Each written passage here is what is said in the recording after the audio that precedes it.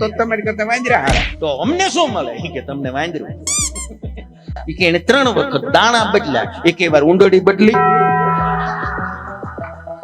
અમારે ગામડામાં નથી સમજતા. એક બેન એના પતિને કહેતા હતા કે આપણા સરપંચ છે ને હાવ અભડો બે કે આપણા સરપંચ છે ને કોમામાં વૈયા ગયા. એ બેન કે ભાઈ એ તો મોટો માણસ કહેવાય, એ તો ગમે ને જાય. બોલે વાંકું જોવે ત્રાસુ કિસી સાસુ.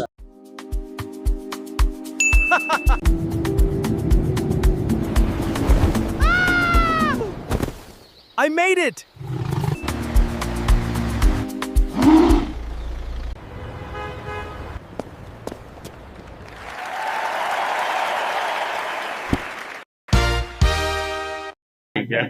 એક બેન કહેતા હતા એના પતિની કે તમને આમ ઝાડ ઉપર ચડતા ને ઉતરતા આવડે?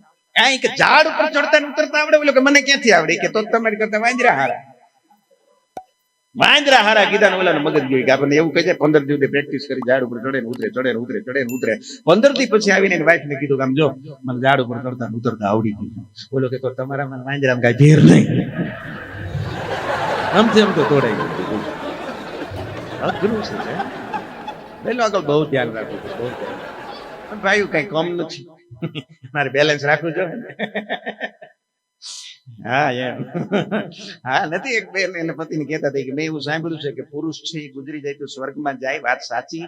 એ કે બિલકુલ સાચી. તો કે લેડીઝ ગુજરી જાય તો એ સ્વર્ગમાં. તો કે પુરુષને સ્વર્ગમાં શું મળે? એ કે એને અપ્સરા મળે, મેનકા મળે, રંભા મળે, ઉર્વશી મળે, આ બધું મળે. તો અમને શું મળે? એ કે તમને વાંદરું. વાંદરું કીધું ની બેન નો મગજ ગયું કે આ તો ભગવાન નો અન્યાય કહેવાય. તમારે કેવું સારું, તમારે તો અહીંયા અપ્સરા, ન્યાય અપ્સરા, અમારે તો અહીંયા વાંદરું.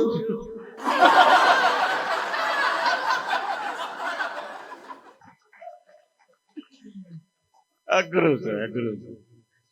પણ મજા છે સાહેબ. લગ્ન જીવનની વાત કરવા બેઠા છીએ ત્યારે લગ્નમાં વેવિશાવ થી લઈ અને લગ્ન સુધીનો જે પીરિયડ છે ને, એ જે સમયગાળો છે ને, ગોલ્ડન પીરિયડ છે માણસના જીવનનો. અહીંયા બેઠા એમાં ઘણા વડીલો એવા હશે કે જેમના લગ્નને કદાચ 40, 45, 50 વર્ષ થઈ ગયા હશે, પણ એમને એ પીરિયડ તો યાદ જ હશે. અને અમુકના તો લગ્ન એ વખતે થયા છે ત્યારે તો મોબાઈલ નહોતા, મળવાનું નહોતું, હાવ બંધમાં રમ્યા છે. હાવ બંધમાં આલ્યા. બોલો ઘેરે આવીને આમ કરીને આમ ખબર પડતી કે આ આપણું નસીબ ગલ્લો રાણી બાદશાહ. એ બંધમાં રમ્યા છે. પણ સાહેબ મને કહેવાય દો કે આજ સુધી એના લગ્ન જીવનને ઊની આંચ નથી આવી. હા, પણ જે પીરિયડ જે છે વેવિશાળ થી એન્ગેજમેન્ટ થી લઈને લગ્ન જીવન સુધીનું જે ટાઈમ ડ્યુરેશન છે ને, એ બહુ અદ્ભુત છે, ગોલ્ડન પીરિયડ છે. એટલે એક બેને ફરિયાદ કરી કે તમે જે આપણું વેવિશાળ થયું ત્યારથી લઈ લગ્ન જોયા ત્યાં સુધી મને જે પ્રેમ કરતા હતા, મને જે સાચવતા હતા ને, એ મજા હવે નથી. એટલે ઓલા તરત જ કીધું ઈ જ સેકન્ડે કે ઉભી થા, નવો ડ્રેસ પહેરી જા, ઉભી થા ફટાફટ, હાલ હાલ હાલ નવો ડ્રેસ પહેરવું. એટલે ઓલા બેન જઈને નવો ડ્રેસ પહેરી આવ્યો. ચાલ, કાર હતી પણ એને ન લીધી, બાઈક મોટરસાયકલ કાઢ્યું, ક્યાંની પાછળ બેસા, મોટરસાયકલ માં બેસાડ્યા. એને લઈ ગયો સીધો, સરસ મજાનું પિક્ચર બતાવી દીધું, ધુરંધર 2 પિક્ચર દેખાડી. અને સરસ મજાનું એને પંજાબી બટર મસાલા, કાજુ બટર મસાલા, સબ્જી, નાન, સરસ મજાનું પંજાબી જમાડી દીધું. પછી એની ઉપર સરસ મજાનો એને કાજુ બદામનો આઈસ્ક્રીમ ખવડાવી. પછી એક સરસ મજાનું ગુલકંદ વાળું પાન ખવડાવી દીધું. પછી એને પપ્પાને ઘરે જઈને મૂક્યા.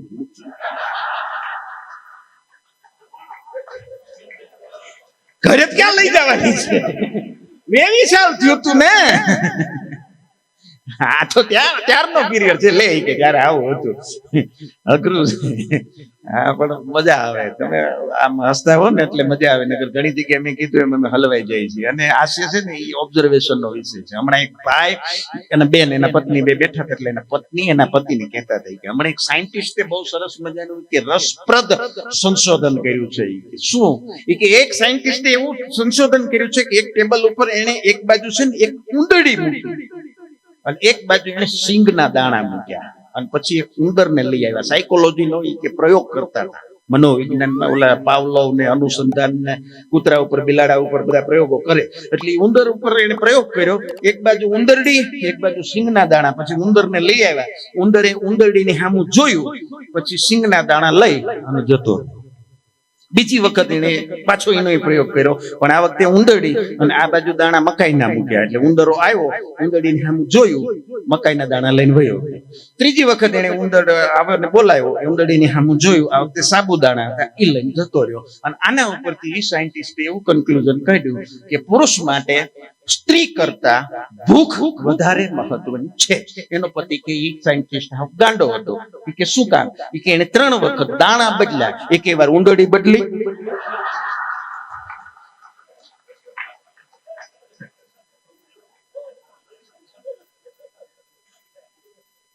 બદલવાની તો આય જરૂર હતી. ઉંદરડો કઈ એમ નામ ન હોય. એટલે આગળ પણ પુરુષની પ્રકૃતિ જુદી છે, સ્ત્રીની પ્રકૃતિ જુદી છે. મને કહેવા દો, હું કદાચ જોક્સ 2 કલાકમાં સ્ત્રી વિશે કદાચ 50 કહીશ, પણ મારી તમામ માવડીઓના ચરણોમાં પ્રાર્થના કરું ને આપ બધા ભાઈઓને હું વિનંતી કરું કે તમારા ઘરમાં, અશ્વિનભાઈ, કદાચ સંપત્તિ એ તમારા નસીબમાં પરમાત્માએ જેટલી લખી હોય ને એટલી સંપત્તિ હશે, પણ સંપત્તિની ભેગી મોટા ભાઈ તમારા ઘરમાં શાંતિ પણ હોય તો સમજી લેજો તમારા ઘરની અંદર રહેલું કોઈ ને કોઈ એક સ્ત્રી પાત્ર સહન કરતું હશે. પછી કદાચ માં હોઈ શકે, એ દીકરી હોઈ શકે, એ પત્ની હોઈ શકે, કોઈ પણ એક સ્ત્રી પાત્ર જ્યાં સુધી ઘરમાં સહન ન કરે ને ત્યાં સુધી ઘરમાં શાંતિ ન હોય.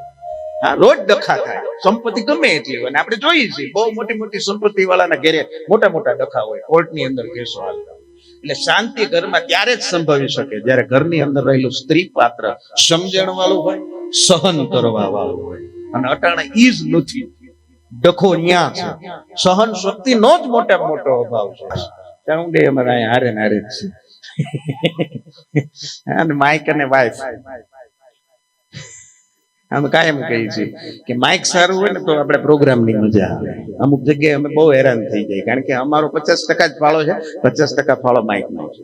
એટલે માઇક સારું હોય તો તમારો પ્રોગ્રામ સારો જાય, વાઇફ સારી હોય તો આપણું જીવન સારું જાય. આ એની વચ્ચેની સમાનતા છે. એટલે એક ભાઈ મને કીધું, મને કે સમાનતા હોય તો એમાં કઈક ફેરફાર હોય. મેં કીધું છે, પણ હું અડધો કહીશ, અડધો તમે સમજી જાજો. મને કે કાંઈ વાંધો નહીં, શરૂ કરો. એટલે મેં કીધું માઇક ની અંદર બંધ કરવાની સ્વિચ આવે,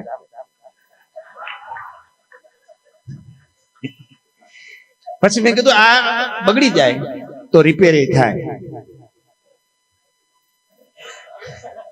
પછી મેં કીધું ત્રીજો ફરક છે. મને કે શું? મેં કીધું આ કદાચ એક હરખું કામ ન કરતું હોય તો આપણે બીજું આપણા જોખમે રાખી શકીએ. મને કે ચોથું, મેં કીધું હાવ બંધ થઈ જાય તને ભંગારમાં દોય હોખાય. ભાઈઓને બહુ મજા આવે છે વર્ષાબેન, એટલે મારે બેલેન્સ કરવા પાછું વળવું પડશે. હા, નથી એક ભાઈ એને પત્ની સાથે બેઠા હતા, ઘેરે સોફા ઉપર બેઠા હતા, બહુ મોટું જબરજસ્ત 75 ઇંચનું LED ટીવી, એમાં પિક્ચર જોતા હતા. અને ભૂલ ભુલૈયા 2, 3 આવી ગઈ, 3 જોતા હતા. ને એમાં મંજુલિકા આવી, છૂટા વાળ, બોલે બેન બી ગયા, એના વાઈફ બી ગયા, સોફા ઉપર ઉલ્લીને ઠેકડો માર્યો. ઓ મમ્મી! બોલો કે લે તું ઓળખી ગઈ?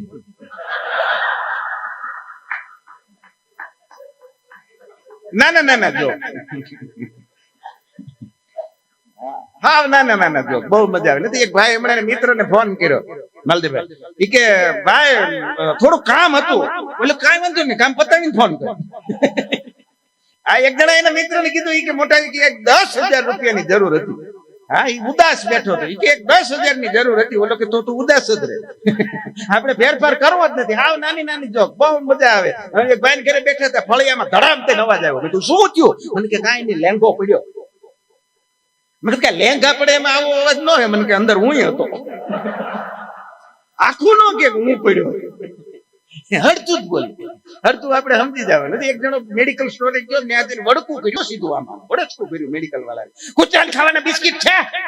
ઓલો મેડિકલ વાળો અહીંયા ખાવા છે કે લઈ જવા? કુચરા કોડે તું વડકા કરે છો, ઈ જ પૂછવું ને મારે. એટલે નાની વાતો. પણ હું પાછું પ્રાથમિક શાળામાં શિક્ષક છું ને, મેં તમને કીધું ને અમારી શિક્ષકો અમુક કહેવાય. આ એક સાહેબ હમણાં વિદ્યાર્થીને ઉભો કર્યો ને, પછી વિદ્યાર્થીને પ્રશ્ન કર્યો, એ કે તું માની લે કે ગાંડી ગીરના જંગલમાંથી પસાર થતો તારી પાછળ સિંહ પડે તો તું શું કરે? છોકરો સાહેબ દોડા ભાગી જાવ. એ કે સિંહ તારી પાછળ ભાગી જાય તો તું શું કરે? કે સાહેબ વંડી ઉપર ચડી જાવ. સિંહ તારી પાછળ વંડી ઉપર ચડી જાય તો શું કરે? કે સાહેબ ઝાડ ઉપર ચડી જાવ. સિંહ ઝાડ ઉપર ચડી જાય તો શું કરે? કે સાહેબ નદી પડી જાવ. સિંહ નદી પડી જાય તો શું કરે? બોલો ઉભેરો છે સિંહ વાય પડ્યો છે તમે. અત્યારે મને એવું લાગે કે તમે વાંહે પડ્યા. છોકરા અઘરા છે હા ઈ એવા જવાબ આપી દે આપણે. અમારા અઘાનો છોકરો અઘરો છે, અઘો તો અઘરો, એનો છોકરો ઈથી અઘરો, 8 જ વર્ષનો છે. એક દી અઘો હિંચકામાં બેઠો બેઠો હિંચકા ખાતો હતો, તે કડામાંથી અવાજ આવે ખીચુડ ખીચુડ ખીચુડ ખીચુડ, એટલે અઘો તેલની કૂપી આવે પ્લાસ્ટિકની, બધા જોયું હોય, આ યંગ જનરેશનને ન ખબર હોય, પણ તેલ પૂરવા માટેની કૂપી આવે, એમાંથી તેલના ટીપા આમ પૂરી દેવાના. એટલે અઘાએ તરત દેશી નુસ્ખો અજમાયો, હિંચકાના કડામાં 4-5 ટીપા તેલ મૂકી દીધું, અવાજ બંધ થઈ ગયો. અઘાના છોકરાએ પૂછ્યું કે પપ્પા આ શું કર્યું? કે બેટા આમાં અવાજ આવતો હતો ને એટલે મેં એમાં તેલ પૂરી દીધું, હવે અવાજ નહીં આવે. કે તેલ પૂરી દીધું અવાજ બંધ થઈ જાય? કે બિલકુલ બંધ થઈ જાય. આ ઘટનાને 4 દિવસ ગયા ને અઘાના સાસુ આવ્યા, અને સાસુ આવે એટલે બહેનોને આહા ગોળના ગાડા આવે. મમ્મી આવ્યા, એ મમ્મી માટે સાસુએ ચોખા ઘીના ચૂરમાના લાડવા બનાવી નાખ્યા, ઉપર ખસખસ નાખી દીધી, સાસુમાં 4 લાડવા આટી ગયા, અને પછી એસી ચાલુ કરી દીધું, ઉડાવ્યા. ઈ સાસુમાં જે નસકોરા બોલાવવાનો કાર્યક્રમ શરૂ કર્યો, ઘરા ઘરા ઘરા આવતાય બોલાવે ને જાતાય બોલાવે. અઘાનો છોકરો સાંભળી ગયો કે અવાજ આવે છે, તેલ પૂરી દેવાય, કૂપી લઈ 2 નાખોરા બંધ કરી દીધા. હા હું ઠેલો લેવા નો રોકા, ઈ કે કુમાર આવે ત્યારે લેતા આવશે. સાસુ તો સાસુ છે. અવનીબેન ના સાસુ, એમને હજી હા આમ તો મળ્યા સવારમાં. ક્યાં બેઠા છે? અહીંયા બાજુમાં છે, માફ કરજો. આનંદ કરવા માટેની વાત છે, તમે એવું ન માનતા કે મને કીધું. સાસુ જોકે વર્ષાબેનની સાસુ રહેવાને, એટલે આમાં ઘણા બધા બહેનો સાસુના દરજ્જે હોય, પણ ભારતમાં બહેનોને તકલીફ ઈ છે જયશ્રીબેન કે તમે જયારે પરણીને સાસરે આવ્યા, આજથી 35 વર્ષ 30 વર્ષ 40 વર્ષ, એ વખતે આપણા દેશમાં સાસુનું રાજ હતું, અને તમે વહુ બનીને આવ્યા. પછી હવે તમને એક પ્રમોશન મળ્યું, તમે સાસુ બન્યા, અહીં યુગ બદલાઈ ગયું, વહુનું રાજ આવ્યું. ટૂંકમાં તમને નો લલિતા પવાર જેવો પાવર મળ્યો, નો આજની વહુ જેટલી આઝાદી મળી. હા, કારણ કે સાસુ શબ્દની અમે બહુ ટૂંકી વ્યાખ્યા કરી છે કે બોલે વાંકું, જોવે ત્રાસુ, સાસુ નથી. એક સાસુ એ વહુ ને સવારમાં પહેલા જ દિવસે કીધું કે બહુ બેટા એકચ્યુઅલી રસોઈ બનાવો, બહુ મોડું થઈ ગયું, પહેલો દિવસ હોય ને એટલે નવા પરણેલા વહુ પાસે રસોઈ બનાવડાવે, આપણું એક પ્રથા છે. એટલે વહુ ઠેકડો માર્યો કે મને નથી આવડતું. તેને સાસુ કે આ બધું તમારે અમને પેલા કહેવાય. ઈ કે પણ મારે સરપ્રાઈઝ આપવી હતી. તારી સરપ્રાઈઝમાં અમારું આખું કુટુંબ ભૂખ્યું રે, અમારે હું ટિફિન મગાવવાનું. અઘરા હોય છે સાસુ. સાસુ છે ગમે બધાને, જોકે સાસુ હોય એ મહત્વનો છે, નકર સાસુ ન હોય ને, સાસુ નો હોય સાહેબ, વિચાર કરતો એ સાસરીએ જવામાં મજા ના આવે, કારણ કે ससुराल खाली ना हो ससुराल किसका मेरा, जिस प्रोग्राम में ताली ना हो वो प्रोग्राम किसका. पुरुष पत्नी સાથે સાસરે જાય, 2 જણા પતિ પત્ની કપલમાં પુરુષ પત્નીની સાથે સાસરે જાય, અને ત્યાં આપણી જે ઇજ્જત હોય, ત્યાં આપણું જે સ્વાગત થાય, ત્યાં આપણે જે હચવાઈ, એ આપણે એકલા જાય ત્યારે નથી થતું. એકલો પુરુષ પત્નીને લીધા વગર હાહરે જાય ને તો એમ લાગે કે નકરા ગાંઠિયા સંભારા વગર ના. ઈ હારે હોય તો આપણી કિંમત છે સાહેબ. હા, પત્ની સાથે હોય, અને એનાથી આગળ વધીને આપણે એક નાનકડી વાત કરું, થોડીક ગમે નહીં, પણ પુરુષને સાહેબ ત્યાં સુધી ગઢપણ નથી આવતું, બુઢાપો નથી આવતો, જ્યાં સુધી અડધું અંગ એની સાથે છે, પત્ની સાથે છે, અને પત્નીને ત્યાં સુધી વૃદ્ધ પણ નથી આવતું જ્યાં સુધી એનો પતિ સાથે છે. તકલીફ બેમાંથી એક ખંડિત થાય છે ને તો હંસો કા જોડા બિછડ, ત્યારે જ એને ગઢપણ આવે છે. ત્યાં સુધી ગઢપણ આવતું જ નથી. બાકી આ તો બધા 80 વર્ષે રંગીલા જ છે. હા, એક દાદા ને માડી બે હારે રહેતા હતા ને, એટલે દાદાએ માડીને પૂછ્યું એમના પત્નીને કે માની લે કે તારી પહેલા કદાચ હું ગુજરી જાઉં તો તું શું કરે? એટલે માડીએ કીધું અરે રે, તમે મારી પહેલા વૈયા જાઓ તો આવડું મોટું મકાન મને ખાવા દોડે, હું એકલી અહીંયા રહી જ ન શકું. તો એ કે મારી બેન એક અમદાવાદ છે, વિધવા છે, એ બેન ને બોલાવી લો અને બે સાથે જીવન પૂરું કરી દઈએ. આ માજીનો જવાબ. હવે માજીએ દાદાને પૂછ્યું, એ કે પણ ઊંધું થાય ને તમારી પેલા કદાચ હું ઉપર જતી રહું તો? દાદા કે અરે રે આવડું મોટું ઘર મને ખાવા દોડે, તાર બેન અમદાવાદ રહે છે ને.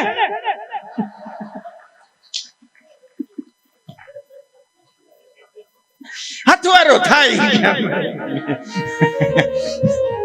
પુરુષ અઘરો છે. આ માડીનો જવાબ હતો એ બહુ વ્યવસ્થિત હતો, પણ આ પાછા શું ને, કારણ કે વાંદરો કદાચ ગમે એટલો ગઢો થાય એ ગુલાટ મારવાનું ના ભૂલી શકે. એમ પુરુષની પ્રકૃતિ છે સાહેબ. હા, પુરુષ છે ને એને ઉતાવળો બહુ સ્વભાવે પુરુષ. એક ભાઈ અને પત્ની બે સાથે રહેતા હતા ને ઓલા બેન ઓચિંતા ને એટેક કઈ નાનો એવો આવી ગયો, કોમામાં આવી ગયો.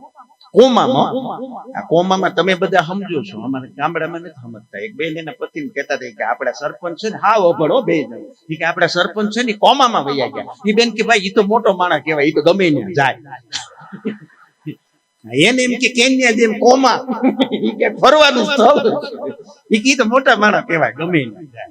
એટલે આ બેન કોમામાં ગયા હતા, હજી ગુજરી નહોતા કોમામાં, પણ 3-4 કલાક થઈ એટલે આણે નક્કી કરી લીધું. મેં કીધું ને ઉતાવળો બહુ, કે ગઈ પૂરું થઈ ગયું નથી.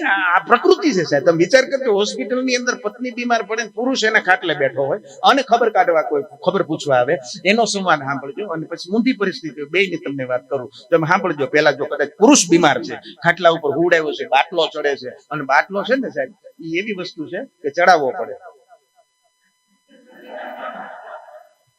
બાટલી એને મેળે મેળે ચડે. હા, એક દાદા હોસ્પિટલમાં દાખલ થયા ને એટલે એને બાટલો નર્સ બેન ચડાવતા હતા, બાટલો ચડાવતા. એ દાદા કા શું છે? એ કે બાટલો છે, એ તો મને દેખાય, પણ એમાં શું છે? એમાં દવા હોય. કે શેની દવા હોય? એ કે એનાથી તમને શક્તિ મળે. એ કે એમ? એ કે એનાથી તમને જમી લ્યો ને એવું ફીલ થાય. દાદા કે તો પછી એના પછી એક છાશનો બાટલો ચડાવતો. મારે શું કે રોજ જેમાં પછી છાશ પીવાની ટેવ છે. અમુક બાબા અપલખણા હોય, લખણ ખોટા. ઈ બીમાર પડ્યા ને કે હોસ્પિટલના બિછાને હોતા, નર્સ બેન ને આવીને કીધું કે મારી સેવામાં જે નર્સ રાખો ને તમે, સિસ્ટર જે કોઈ હોય, એ આમ સરસ દેખાવડે ને રૂપાળા રાખજો. એટલે કે દાદા હવે આ ઉંમર મારી હાટું નથી કેતો, મારા 4 છોકરા છે, 4 લખણ ખોટા છે. નર્સ હારી હશે ને તો જ ખબર પૂછવા આવશે, નકર એકે અહીંયા ડોકાવાના નથી. એટલે આમાં ઊંધી વસ્તુ હોય. પણ વાત એ કરતો હતો કે પુરુષ બીમાર છે, ખાટલા ઉપર સૂતો છે, બાટલો ચડે છે, અને પત્ની બાજુમાં બેઠા છે, સફરજન સુધારે છે, અને એનો કોઈ મિત્ર ખબર પૂછવા માટે આવે. સાંભળજો, સંવાદ સાંભળજો. એ પુરુષ આવી અને પૂછે, કેમ છે ભાભી મારા ભાઈને? હવે એટલે બેન એમ કે બહુ સારું છે. હા, હવે ખરેખર સારું છે. હમણાં ડોક્ટર રાઉન્ડ મારીને ગયા છે અને કદાચ એમને એમ કીધું છે કે કદાચ તમને કાલે રજા પણ આપી દેશે. હવે સારું છે, એમની તબિયત સારી થઈ જશે. આ બેન નો જવાબ છે. હવે કલ્પના કરો, બેન પૂતા છે ખાટલે, ઈ બીમાર છે, બોલો ભૂરો બાજુમાં બેઠો છે, આમથી આમ આટા મારે, કરોડિયામાં નાગ આટા મારતો હોય. આને જો કોઈ સંબંધી એનો મિત્ર પૂછવા આવે, કા મોટા કેમ છે ભાભી ને? મને નથી લાગતું હવે ના પાડતો હતા ડોક્ટર કે હવે સાસુ કાઢે એમ નથી.